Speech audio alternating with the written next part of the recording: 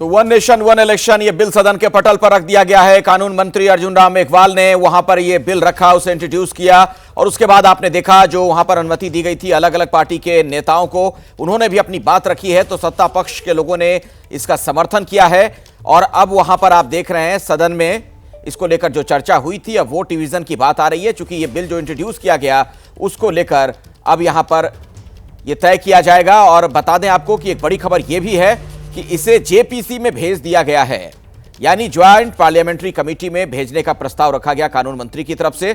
तो देश के संघीय ढांचे पर इसे विपक्ष कह रहा है कि हमला है और सत्ता पक्ष के अलग अलग सांसदों को आपने सुना, नेताओं को सुना, उनका तर्क ये कि इसके कई फायदे होने वाले हैं आने वाले दिनों में देश को। और उसमें सबसे बड़ा जो फायदा गिनवाया जा रहा है वो कहा जा रहा है कि इससे बचत होगी, समय की भी, आर्थिक संसाधनों की भी।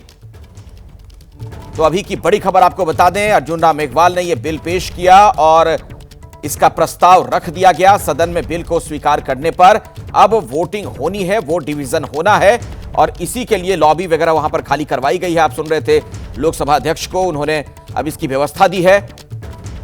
तो एक देश एक चुनाव बिल जेपीसी में भेजने का प्रस्ताव रखा गया अर्जुन राम मेघवाल की तरफ से। तो सदन में बिल स्वीकार करने को लेकर वोट डिवीजन की मांग की गई थी दरअसल विपक्षी सांसदों की तरफ से, और उसी पर फिर स्पीकर ने, ओम बिरला ने व्यवस्था दी है और अब उसी के लिए देख रहे हैं आप जो तमाम जो औपचारिकताएं होती हैं वो शुरू की गई हैं। वोट डिवीजन के जरिए यानी मत विभाजन के जरिए यह तय हो जाएगा, ये जो बिल पेश किया गया है उसी को लेकर कि सदन में बिल को स्वीकार किया जा रहा है या नहीं, इसी को लेकर वोटिंग होनी है। तो एक देश एक चुनाव बहुत ही महत्वाकांक्षी बिल सरकार की तरफ से जिसे पेश किया गया, कैबिनेट की मंजूरी दी गई और आज लोकसभा में कानून मंत्री ने यह प्रस्ताव रखा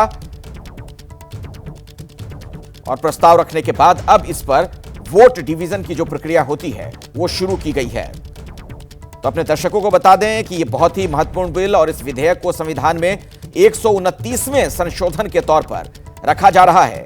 संविधान विधेयक 2024 129वां संशोधन, यह नाम इसे दिया गया है।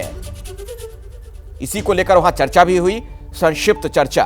और बिल के समर्थन में मूल तौर पर जो पार्टियां नजर आ रही हैं वो हम आपको बता रहे हैं मूलतः जो नजर आ रही हैं, और बिल के विरोध में कौन कौन सी पार्टियां हैं वो भी एक नजर आप डाल लीजिए। तो बीजेपी से लेकर एनसीपी, जेडीयू, ये तमाम पार्टियां पक्ष में है, टीडीपी भी पक्ष में है।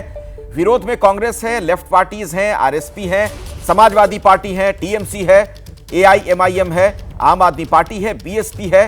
और बिल के समर्थन में जो तमाम पार्टियां हैं आप देख रहे हैं स्क्रीन पर जो हम आपको दिखा रहे हैं। सरकार के सहयोगी जो हैं, जो तमाम घटक दल हैं, वो सरकार के साथ इस मामले में खड़े हैं। तो बिल पर विस्तृत चर्चा को सरकार तैयार है, ये गृह मंत्री की तरफ से भी बात कही गई। अमित शाह भी बीच में उठे सदन में इस चर्चा के दौरान, उन्होंने हस्तक्षेप भी किया। उन्होंने ही कानून मंत्री से यह कहा था कि अगर आप उचित समझें तो इस बिल को जेपीसी में भेजने का निर्णय लिया जाए। तो सदन में बिल को स्वीकार करने को लेकर अब वोट डिवीजन की प्रक्रिया जारी है। तो ये लोकसभा की कार्यवाही का सीधा प्रसारण हम आपको दिखा रहे हैं। लोकसभा अध्यक्ष ने, सभापति ने वोट डिवीजन की बात कही है, चूंकि विपक्ष की तरफ से इसकी मांग की गई थी कि सदन में यह बिल स्वीकार किया जाएगा कि नहीं, इसको लेकर वहां वोट डिवीजन हो। और वही जो पूरी प्रक्रिया है वो शुरू हो चुकी है। एक देश एक चुनाव की तरफ सरकार ने यह बहुत ही महत्वपूर्ण कदम बढ़ा दिया है। हालांकि विपक्ष की तरफ से इस पर विरोध किया जा रहा है, इसे तानाशाही रवैया बताया जा रहा है। कहा यह जा रहा है कि दरअसल जो ये फेडरल स्ट्रक्चर है, जो संघीय ढांचा है भारत का, उस पर आघात है, चोट है। कौन कौन बिल के समर्थन में है, विरोध में है, वो भी हम आपको बता रहे हैं। अलग अलग जो सांसदों ने अपनी बात रखी, तो कल्याण बनर्जी का कहना था कि संविधान के मूल ढांचे के खिलाफ है, बिल को जेपीसी में भेजा जाए। टीआर बालू की मांग थी, जो टीएमके के सांसद हैं। जो शिवसेना उद्धव ठाकरे वाला गुट है उसके सांसद की तरफ से भी अपनी बात रखी गई और बिल को सीधे तौर पर अलोकतांत्रिक बता दिया था एआईएमआईएम के नेता असदुद्दीन ओवैसी ने। तो किस किस ने बिल का विरोध किया, कौन समर्थन में है, वो आपको हम बता रहे हैं। धर्मेंद्र यादव ने जब अपनी बात रखी तो न सिर्फ उन्होंने तानाशाही रवैया बताया इसे, बल्कि वो तो यहां तक कह गए कि ये मुसलमान विरोधी है। तो किसने समर्थन किया, किसने विरोध किया, वो हम आपको बता रहे हैं। और वोट डिवीजन के जरिए यह तय हो जाएगा कि बिल को वहां पर सदन में स्वीकार किया जा रहा है अथवा नहीं।